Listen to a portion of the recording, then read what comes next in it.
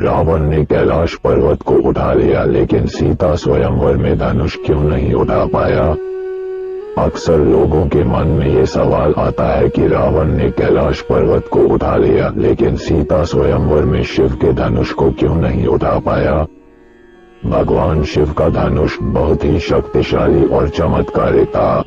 इस धनुष को भगवान शिव ने स्वयं अपने हाथों से बनाया था।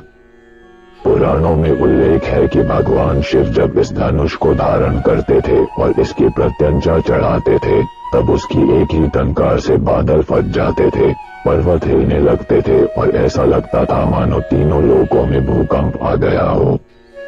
भगवान शिव के इस धनुष का नाम पिनाक था। इस धनुष के एक ही तीर से भगवान शिव ने त्रिपुरासुर की तीनों नगरियों को ध्वस्त कर दिया था। कहते हैं कि देवी देवताओं का काल जब समाप्त हुआ, उसके बाद इस धनुष को देवराज इंद्र को सौंप दिया गया। देवताओं ने इस धनुष को बाद में राजा जनक के पूर्वज देवराज को सौंपा। उन्हीं के धरोहर स्वरूप ये धनुष राजा जनक के पास सुरक्षित था।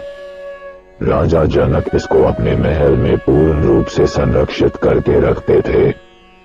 एक बार अचानक बाल्यावस्था में देवी सीता ने खेल खेल में उस धनुष को उठा लिया, जिसको देखकर राजा जनक आश्चर्यचकित हो गए।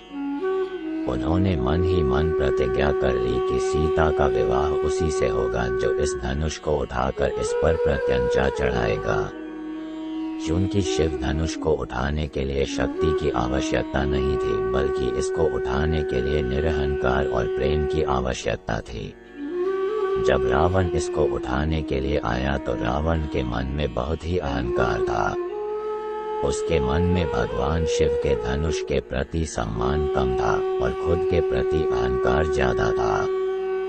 इसलिए रावण इस शिव धनुष को उठा नहीं पाया। कहते हैं जितनी शक्ति रावण उस शिव धनुष को उठाने के लिए लगता था, शिव धनुष उतना ही भारी होता जाता था। रावण के द्वारा उसको हिला भी नहीं पाया गया। जब श्री रामचंद्र जी की बारी आई, तब भगवान श्री राम को अच्छे से पता था कि यह शिव जी का धनुष है। श्री राम ने सम्मान के साथ उस धनुष को प्रणाम किया, धनुष की परिक्रमा की और फिर उठा लिया, उस पर प्रत्यंचा चढ़ा दी और धनुष तोड़ दिया।